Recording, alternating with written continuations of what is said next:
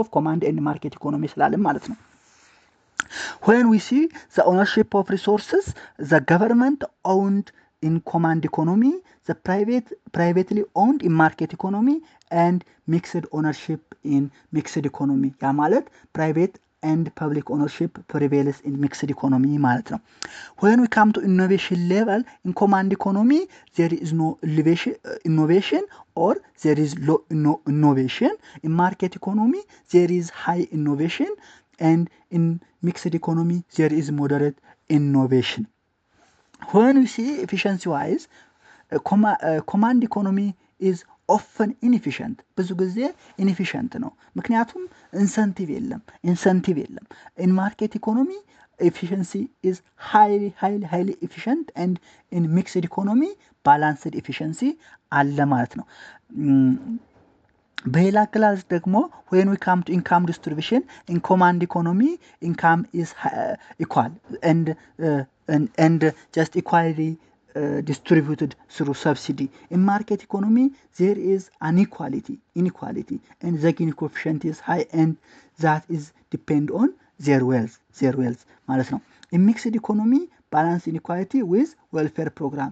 እንግዲህ inequality ባላንስ ይደረጋል የሚደረገው በዌልፌር ፕሮግራም የሚባሉት እንደ ድጎማ ሴፍቲኔት ምናምን የሚባሉት ነገሮች ናቸው ማለት ነው። ስለዚህ ይቺ ሰንጠረዥ ክሊርሊ ምን ታሳየናለች ማለት ነው።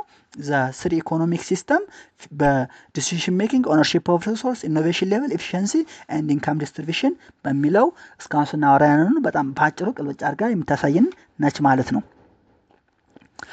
ሌላ እንግዲህ እንደ ወደ ሰመሪ ስንሄድ ኢኮኖሚክ ኩዌሽንስ ሻል ሸፕ ኦል ሲስተሙ በምን ሸፕ ይደረጋል ማለት ነው። በኢኮኖሚክ ሲስተም ይደረጋል ማለት ነው። ሲስተም አፌክትስ ዴቨሎፕመንት ኢኳሊቲ ኤንድ ሰስቴናቢሊቲ። እያንዳንዱ ሲስተም በምን ደግሞ አፌክት ይደረጋል?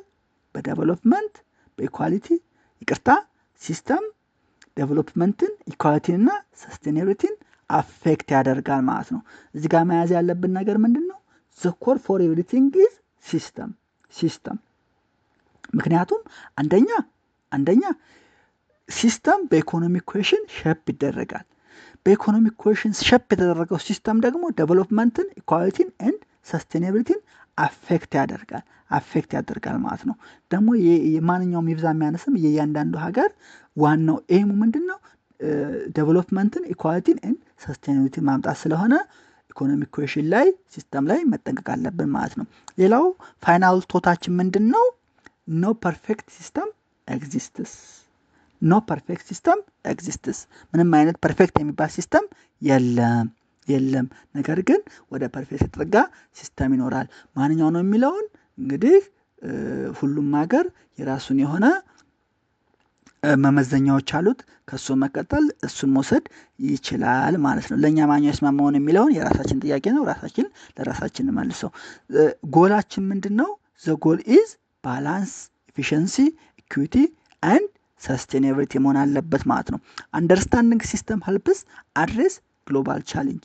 ቀደም ምን ብዬ ነበር? ሲስተም የሁሉም ነገር ማጠንጠኛ ስለሆነ ሲስተምን አንደርስታንድ ማድረግ አለብን። አንደርስታንድ ካደረግን ግሎባል ቻሌንጅን አድሬስ ለማድረግ እንችላለን ማለት ነው። ስለዚህ የዛሬው ርዕሳችን በዚሁ እንቋጫለን። በሚቀጥለው ደግሞ በሌላ ርዕስ እንገናኛለን። አመሰግናለሁ። ቤተሰብ ስላልሆኑ ቤተሰብ እንዲሆኑ ቪዲዮውን ሼር በማድረግ ቤተሰብ እንዲሆኑ ጋብዛለሁ። በጣም አመሰግናለሁ።